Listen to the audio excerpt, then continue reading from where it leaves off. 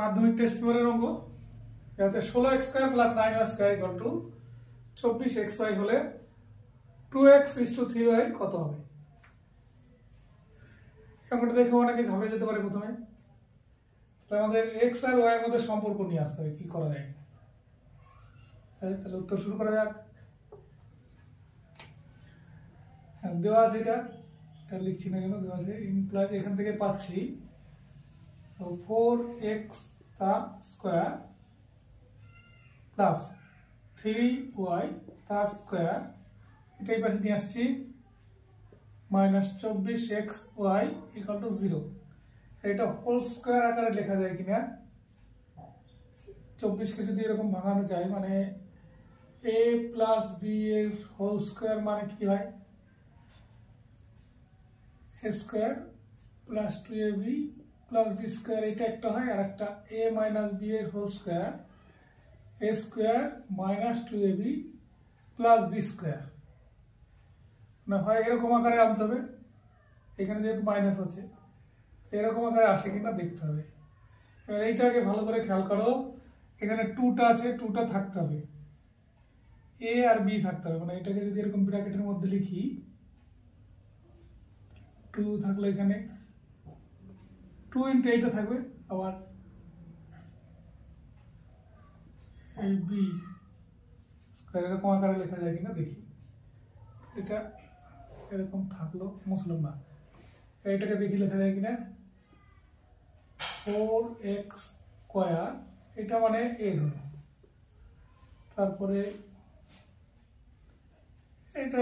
এটা মাঝখানে লিখেছি আমি, এখানে ধারে আছে অসুবিধা নেই, 3y²।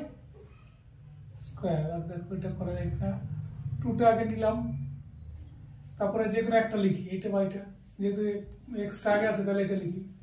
তাহলে 4x, তাহলে 4 দোকানে 8 হয়ে যাচ্ছে, তাহলে এইটা সমান a। আর দেখো এখানে 24 আছে, 24 বানাতে গেলে কি করতে হবে, 4 দোকানে 8, এটা কিন্তু গুণ, দশমিক নয়। এরকম মাঝখানে থাকলে সেটা গুণ বোঝায়। তাহলে 4 দোকানে 8, 8 দিয়ে 24 কে ভাগ করে 3 হয়ে যায়, তাহলে 3 পেয়ে যাচ্ছি, 3 × y দেখো আমরা পেয়ে গেছি সমান 0 সমান। তাহলে এটা হোল স্কয়ার আকারে লেখা যায়, দেখো এটা এরকম এরকম হয়ে যাচ্ছে a² + b² - 2ab এখানে চলে এসছে। তাহলে এটা মানে হচ্ছে a - b এর হোল স্কয়ার, এটা হচ্ছে, তাহলে এটাকেও এরকম লেখা যাবে 4x - 3y তার হোল স্কয়ার = 0 সমান 4x - 3y = 0 implies 4x = 3y।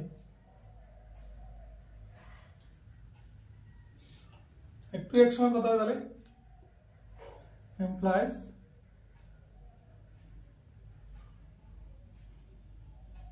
2 দিয়ে ভাগ করলে হবে 2x = 3/2y।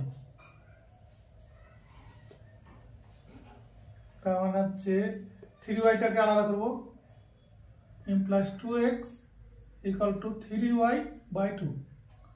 এই 3y-টা দিকে নিয়ে আসবো, এর নিচে একটা 1 ধরা যায় মনে মনে, সমান implies 2x/3y = 1/2। এসছে পুরোটা, হ্যাঁ, implies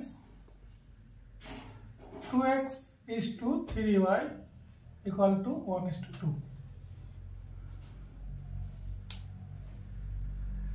আমাদের ভিডিওটি ভালো লেগে থাকলে লাইক, কমেন্ট, শেয়ার করে আমাদের সহযোগিতা করো। ততক্ষণ দেখার জন্য ধন্যবাদ, বাই বাই।